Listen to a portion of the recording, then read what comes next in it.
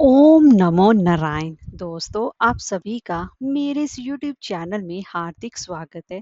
दोस्तों, वैशाख पूर्णिमा के दिन भगवान विष्णु जी के स्वरूप सत्यनारायण भगवान जी की व्रत और पूजा पाठ किया जाता है और इसी के साथ साथ व्रत कथा भी सुनी जाती है। शास्त्रों में ऐसा बताया गया है कि सत्यनारायण की व्रत कथा का पाठ करने से व्यक्ति को 1000 यज्ञ करने के बराबर पुण्य फल की प्राप्ति होती है। तो आज की इस वीडियो में आपको विशाख पूर्णिमा के शुभ अवसर पर सत्यनारायण की व्रत कथा का रसपान कराने जा रही हूँ। तो चलिए वीडियो शुरू करते हैं। एक समय की बात है, नौमी श्राइन तीर्थ में शौनिक आदि 88,000 ऋषियों ने श्री सूत जी से पूछा कि हे प्रभु, इस कलयुग में वेद विद्या रहित मनुष्य को प्रभु भक्ति किस प्रकार मिल सकती है तथा उनका उद्धार कैसे होगा। हे मुनि श्रेष्ठ, कोई ऐसा तप बताइए जिससे कि थोड़े समय में ही पुण्य मिले और मनोवांछित फल की प्राप्ति भी हो जाए। इस प्रकार की कथा सुनने की हम इच्छा रखते हैं। सर्वशास्त्रों के ज्ञाता सूत जी महाराज बोले कि हे वैष्णव में पूछे, आप सभी ने प्राणियों की हित की बात पूछी है, इसलिए मैं कैसे श्रेष्ठ व्रत को आप लोगों को बताऊंगा जिसे नारद जी ने लक्ष्मी नारायण जी से पूछा था और लक्ष्मीपति जी ने मुनि श्रेष्ठ नारद जी से कहा था। आप इसे ध्यान पूर्वक सुनिएगा। एक समय की बात है, योगी राज नारद जी दूसरों की हित की इच्छा के लिए अनेक लोकों में घूमते हुए मृत्यु लोक में आ पहुंचे। यहाँ उन्होंने अनेक योनियों में जन्मे प्राय सभी मनुष्यों को अपने कर्मों के द्वारा अनेक दुखों से पीड़ित देखा। उनका दुख देखकर नारद जी सोचने लगे कि कैसे यत्न किया जाए जिसके करने से निश्चित रूप से मानव के दुखों का अंत हो जाए। इसी विचार पर मनन करते हुए वे विष्णु लोक में गए।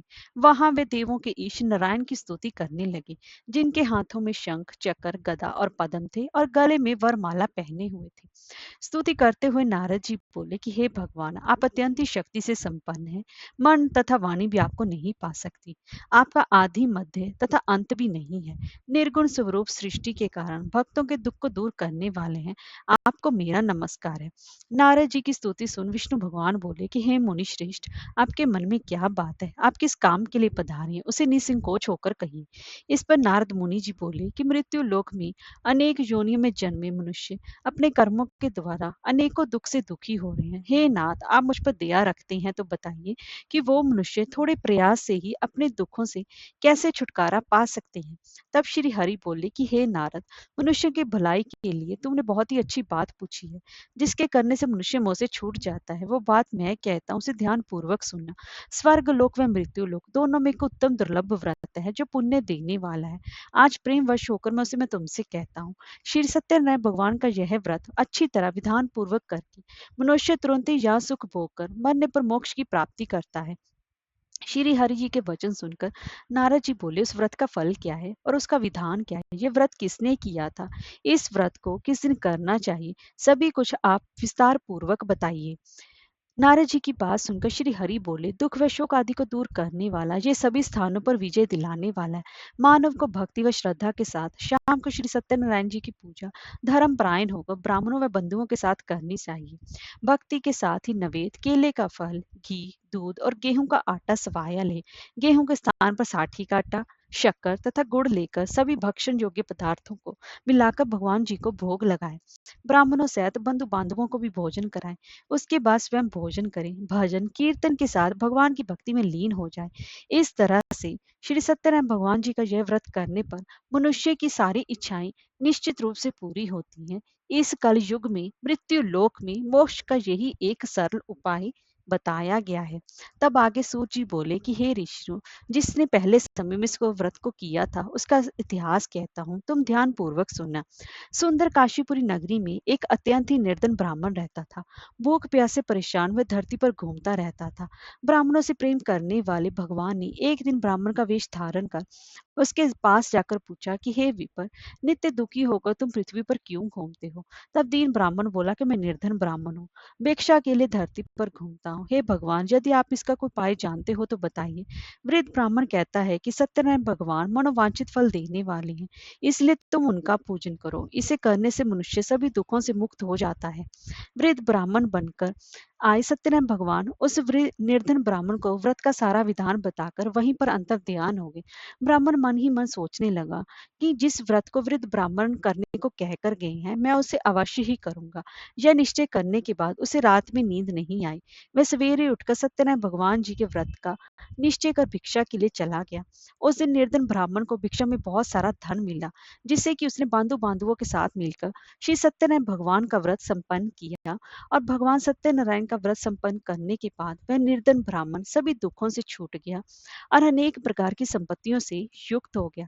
उसी समय से वह ब्राह्मण हर मास हर इस व्रत को करने लगता। इस तरह से सत्यनारायण भगवान के व्रत को जो भी मनुष्य करता है, वह सभी प्रकार के पापों से छूटकर मोक्ष की प्राप्ति मिलती है उसे। जो मनुष्य इस व्रत को करेगा, वह सभी दुखों से मुक्त हो जाएगा। सूत जी बोले कि इस तरह से नारद जी से नारायण जी का कहा हुआ श्री सत्यनारायण व्रत को अब मैंने तुमसे कहा, हे विप्र, अब मैं और क्या कहूँ। ऋषि बोले कि हे मुनिवर, संसार में उस विपर से सुनकर और किस किस ने इस व्रत को किया, हम सब इस बात को सुनना चाहते हैं। इसके लिए हमारे मन में श्रद्धा का भाव है। तब आगे सूत जी बोले कि हे मुनियों, जिस जिसने इस व्रत को किया है, वे सब ध्यान पूर्वक सुनो। एक समय वही विपर धन व ऐश्वर्य के अनुसार अपने बंधु बांधवों के साथ व्रत करने को तैयार हुआ। उसी समय एक लकड़ी बेचने वाला बूढ़ा आदमी आया और लकड़ियां बाहर रखकर अंदर ब्राह्मण के घर में गया। प्यास से दुखी व लकड़हारा उनको व्रत आदि करते देखकर विपर को नमस्कार कर पूछने लगा कि आप ये क्या कर रहे हो। तो उन्होंने बताया कि मैं व्रत कर रहा हूँ तथा इसे करने से क्या फल मिलेगा, कृपया मुझे भी बताइए। ब्राह्मण ने कहा कि सब मनोकामना को पूर्ण करने वाला यह श्री सत्यनारायण भगवान जी का व्रत है। इनकी कृपा से ही मेरे घर में धन धान्य आदि की वृद्धि हुई है। विपर से सत्यनारायण व्रत या उसके बारे में जानकर लक्कड़हारा बहुत ही ज्यादा प्रसन्न हुआ। चरनामत लेकर वह प्रसाद खाने के बाद वह अपने घर गया। लक्कड़हारे ने अपने मन में संकल्प किया कि आज लकड़ी बेचने से जो धन मिलेगा, उसी से श्री सत्यनारायण भगवान का उत्तम व्रत करूंगा।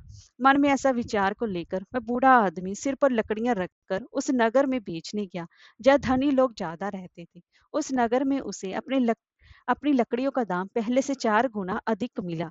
बूढ़ा प्रसन्नता के साथ दाम लेकर केले, शक्कर, घी, दूध, दही और गेहूं का आटा ले और सत्यनारायण भगवान के व्रत की अन्य सामग्रियां लेकर अपने घर को गया। वहां उसे अपने बंधु बांधवों को बुलाकर विधि विधान से सत्यनारायण भगवान का व्रत व पूजन किया। इस व्रत के प्रभाव से वह बूढ़ा लकड़हारा धन पुत्र आदि से युक्त होकर संसार के समस्त सुख भोग कर अंत काल में वैकुंठ धाम को चला गया। तब आगे सूजी बोले कि हे श्रेष्ठ मुनियों, अब आगे की कथा कहता हूँ। पहले समय में उल्कामुख नाम का एक बुद्धिमान राजा था। वह सत्य वक्ता और जितेंद्रिय था। प्रतिदिन देव स्थानों पर जाता और निर्धनों को धन देकर उनके कष्ट दूर करता था। उसकी पत्नी कमल के समान मुख वाली तथा सती साध्वी थी। भद्रशिला नदी के तट पर उन दोनों ने श्री सत्यनारायण भगवान का व्रत किया। उसी समय साधु नाम का एक वैश्य आया। उसके पास व्यापार करने के लिए बहुत सा धन भी था। राजा को व्रत करते देखकर वह विनय के साथ पूछने लगा कि हे राजन, भक्ति भाव से पूर्ण होकर आप ये क्या कर रहे हैं? मैं सुनने की इच्छा रखता हूँ, तो आप उसे अवश्य ही बताइए। राजा बोला कि हे साधु, अपने बंधु बांधवों के साथ पुत्र आदि की प्राप्ति के लिए एक महाशक्तिमान श्री सत्यनारायण भगवान का व्रत व पूजन कर रहा हूँ। राजा के वचन सुन साधु आदर से बोला कि हे राजन, मुझे इस व्रत का सारा विधान कहिए। आपके कथा अनुसार मैं भी इस व्रत को करूंगा। मेरी भी कोई संतान नहीं है और इसको व्रत को करने से निश्चित रूप से मुझे संतान की प्राप्ति होगी। राजा से व्रत का सारा विधान सुनकर विपार से निवृत्त होकर वह अपने घर गया। साधु वैश्य ने अपनी पत्नी को संतान देने वाले इस व्रत का वर्णन कह सुनाया और कहा कि जब मेरी संतान होगी तब मैं इस व्रत को करूंगा। साधु ने इस तरह के वचन अपनी पत्नी लीलावती से कहे। एक दिन लीलावती पति के साथ आनंदित हो संसारिक धर्म में प्रवृत्त होकर सत्यनारायण भगवान की कृपा से गर्भवती हो गई। 10वें महीने में उसके गर्भ से एक सुंदर कन्या ने जन्म लिया। दिनों दिन वह इस तरह बढ़ने लगी जैसे कि शुक्ल पक्ष का चंद्रमा बढ़ता है। माता पिता ने अपनी कन्या का नाम कलावती रखा। एक दिन लीलावती ने मीठे शब्दों में अपने पति को याद दिलाया कि आपने सत्यनारायण भगवान के जिस व्रत को करने का संकल्प किया था, उसे करने का समय आ गया है। आप इस व्रत को करिए। साधु बोला कि हे प्रिय, इस व्रत को मैं उसके विवाह पर करूंगा। इस प्रकार अपनी पत्नी को आश्वासन देकर वह नगर को चला गया। कलावती पिता के घर में रहकर वृद्धि को प्राप्त हो गई। साधु ने एक बार नगर में अपनी कन्या को सखियों के साथ देखा तो तुरंत ही दूत को बुलाया और कहा कि मेरी कन्या की वास्ते योग्य वर देख कर लाओ। साधु की बात सुनकर दूत कंचन नगर में पहुंचा और वहां देखभाल कर की लड़की के लिए सुयोग्य वाणिक पुत्र को ले आया। सुयोग्य लड़के को देखकर साधु ने बंधु बांधवों को बुलाकर अपनी पुत्री का विवाह उसके साथ कर दिया। लेकिन दुर्भाग्यवश की बात यह कि साधु ने अभी भी सत्यनारायण भगवान का व्रत नहीं किया। इस पर विष्णु भगवान यानी कि सत्यनारायण भगवान क्रोधित हो गए और श्राप दिया कि साधु को अत्यधिक दुख मिले। अपने कार्य में कुशल साधु बनिया जमाई को लेकर समुद्र के पास स्थित होकर रतनसारपुर नगर में गया। वहां जाकर दामाद और ससुर दोनों मिलकर चंद्रकेतु राजा के नगर में व्यापार करने लगे। एक दिन भगवान सत्यनारायण की माया से एक चोर राजा का धन चुराकर भाग रहा था। उसने राजा के सिपाहियों को अपना पीछा करते देख चुराया हुआ धन वहां रख दिया जहां साधु अपने जमाई के साथ ठहरा हुआ था। राजा के सिपाहियों ने साधु वैश्य के पास जाकर राजा का धन पड़ा देखा तो वह ससुर जमाई दोनों को बांधकर प्रसन्नता से राजा के पास ले गए और कहा कि उन दोनों चोरों को हम पकड़ लाए हैं। आप आगे की कार्यवाही की आज्ञा दें। राजा की आज्ञा से उन दोनों को कठिन कारावास में डाल दिया गया और उनका सारा धन भी उनसे छीन दिया गया। श्री सत्यनारायण भगवान के श्राप से साधु की पत्नी बहुत ज्यादा दुखी हुई। घर में जो धन रखा था उसे चोर चुरा कर ले गए। शारीरिक तथा मानसिक पीड़ा व भूख प्यास से अति दुखी हो अन्न की चिंता में कलावती एक ब्राह्मण के घर पर गई। वहां उसने श्री सत्यनारायण भगवान का व्रत होते देखा। फिर कथा सुनी और प्रसाद ग्रहण कर वह रात को घर वापस आई। माता की कलावती से पूछा कि हे पुत्री, अब तक तुम कहाँ थी व तेरे मन में क्या है। कलावती ने अपनी माता से कहा कि हे माता, मैंने एक ब्राह्मण के घर में श्री सत्यनारायण भगवान का व्रत होते देखा। कन्या के वचन सुन लीलावती भगवान के पूजन की तैयारी करने लगी। लीलावती ने परिवार व बंधुओं साथ श्री सत्यनारायण भगवान का व्रत व पूजन किया। उनसे वर मांगा कि मेरे पति तथा जमाई शीघ्र ही घर आ जाएं। साथ ही ये भी प्रार्थना की कि हम सबका अपराध क्षमा करें। श्री सत्यनारायण भगवान इस व्रत से संतुष्ट हो गए। राजा चंद्रकेतु को सपने में दर्शन देकर कहा कि हे राजन, तुम इन दोनों वैश्यों को सुबह ही छोड़ दो और तुमने उनका जो धन लिया उसे वापस कर दो। अगर ऐसा नहीं किया तो मैं तुम्हारा धन, राज्य व संतान सभी को नष्ट कर दूंगा। राजा को ये सब कहकर वहीं पर अंतर ध्यान हो गए। प्रांतःकाल सभा में राजा ने अपना सपना सुनाया। फिर बोले कि वाणिक पुत्रों को कैद से मुक्त कर सभा में लाओ। दोनों ने आते ही राजा को प्रणाम किया। राजा मीठी वाणी में बोला कि हे महानुभाव, भाग्यवश ऐसा कठिन दुख तुम लोगों को प्राप्त हुआ है, लेकिन अब तुम्हें कोई भी भय नहीं है। ऐसा कहकर राजा ने उन दोनों को नए वस्त्र आभूषण भी पहनाए और जितना धन उनका लिया था उससे दुगना धन वापस कर दिया। दोनों वैश्य अपने घर को चल दिए। तब आगे सूची बोले कि वैश्य ने मंगलाचार कर अपनी यात्रा आरंभ की और अपने नगर की ओर चल दिए। उनके थोड़ी दूर जाने पर एक दंडी वेशधारी श्री सत्यनारायण जी ने उनसे पूछा कि हे साधु, तेरी नाव में क्या है। अभी वाणिक हंसता हो बोला, हे दंडी, आप क्यों पूछते हो कि धन लेने की इच्छा है। मेरी नाव में तो बेल में पत्ते भरे हुए हैं। वैश्य के कठोर वचन सुनकर भगवान बोले, तुम्हारा वचन सत्य हो। दंडी ऐसे वचन कहकर वहां से दूर चले गए। कुछ दूर जाकर समुद्र के किनारे बैठ गए। दंडी के जाने के बाद साधु वैश्य ने नित्य क्रिया के पश्चात नाव को ऊंची उठती देखकर अचंबा माना और नाव में बेल पत्ते आदि देखकर वह मूर्छित हो जमीन पर गिर पड़ा। मूर्छा खुलने पर वह अत्यंत शोक में डूब गया तथा उसका दामाद बोला कि आप शोक ना मनाएं, ये दंडी का श्राप है, इसीलिए हमें उनकी शरण में चलना चाहिए ताकि हमारी मनोकामना पूर्ण हो। दामाद की बात सुनकर वह दंडी के पास पहुंचा और अत्यंत भक्ति भाव नमस्कार करके बोला कि मैंने आपसे जो असत्य वचन कहे थे उनके लिए मुझे क्षमा दे। ऐसा कहकर वह महान शोकातुर होकर रोने लगा। तब दंडी भगवान बोले कि हे वाणिक पुत्र, मेरी आज्ञा से तुझे बार बार तू मेरे विमुख हुआ और इस तरीके से तुम्हें तुम्हें दुख प्राप्त हुआ है। साधु बोला, हे भगवान, आपकी माया से तो ब्रह्मादि देवता भी आपके रूप को नहीं जानते, तब मैं अज्ञानी कैसे जान सकता हूँ।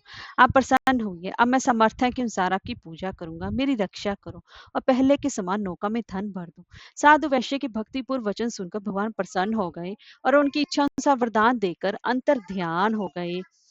और ससुर जमाई जब नाव पर आए तो नाव धन से परिपूर्ण थी। वही अपने अन्य साथियों के साथ सत्यनारायण भगवान का पूजन कर अपने नगर को चल दिया। जब नगर के नजदीक पहुंचे तो दूत को घर घर पर खबर करने के लिए भेज दिया। दूत साधु की पत्नी को प्रणाम करके बोला कि साधु बनिया अपने दामाद सहित नगर के निकट आ गए हैं। दूत की बात सुनकर साधु की पत्नी लीलावती ने बड़े हर्ष के साथ सत्यनारायण भगवान का पूजन कर अपनी पुत्री कलावती से कहा कि मैं अपने पति के दर्शन को जाती हूँ, तो कार्य पूर्ण कर शीघ्र ही आ जाना। माता के ऐसे वचन सुनकर कलावती जल्दी में प्रसाद छोड़कर अपने पति के पास चलेगी। प्रसाद की अवज्ञा के कारण श्री सत्यनारायण भगवान रुष्ट हो गए और नाव सहित उसके पति को भी पानी में डुबो दिया। कलावती अपने पति को वहां ना पाकर रोती हुई जमीन पर गिर गई। नौका को डूबा हुआ देखकर वह कन्या को रोता हुआ देखकर साधु दुखी होकर बोला कि हे प्रभु, मुझसे तथा मेरे परिवार से जो भूल हुई है उसे क्षमा करें। साधु के दीन वचन सुनकर श्री सत्यनारायण भगवान प्रसन्न हो गए और आकाशवाणी हुई कि हे साधु, तेरी कन्या मेरे प्रसाद को छोड़कर आई है, इसीलिए उसका पति अदृश्य हो गया है। जब वह घर जाकर प्रसाद खाकर लौटती है तो इसे इसका पति अवश्य मिलेगा। ऐसी एक आकाशवाणी सुन कलावती घर पहुंचकर प्रसाद खाती है, फिर आकर अपने पति के दर्शन करती है। उसके बाद साधु अपने बंधु बांधवों सहित श्री सत्यनारायण भगवान का विधि विधान से पूजन करता है। इस लोक का सुख भोगकर वह अंत में स्वर्ग को जाता है। तब आगे सूची कहते हैं कि हे ऋषि, अब मैं एक और भी कथा सुनाता हूँ, उसे भी ध्यान पूर्वक सुनो। प्रजापाल में लीन तुंग ध्वज नाम का एक राजा था। उसने भगवान का प्रसाद त्याग कर बहुत ही ज्यादा दुख माना।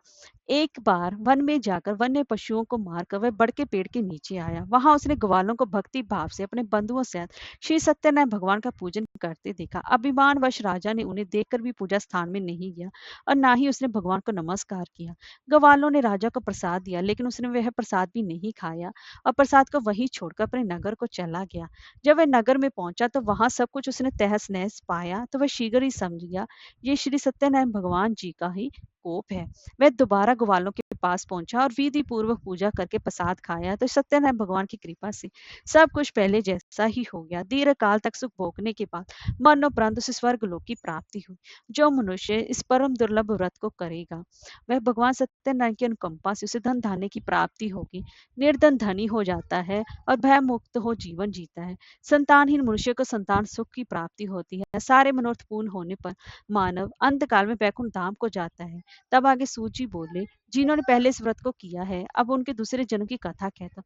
वृद्ध शतानंद ब्राह्मण ने सुदामा का जन्म लेकर मोक्ष की प्राप्ति की। लकड़हारे ने अगले जन्म में निषाद बनकर मोक्ष की प्राप्ति की। उल्का मुख नाम का राजा दशरथ होकर बैकुंठ को गए। साधु नाम के वैश्य ने मोर ध्वज बनकर अपने पुत्र को आरे से चीरकर मोक्ष की प्राप्ति की।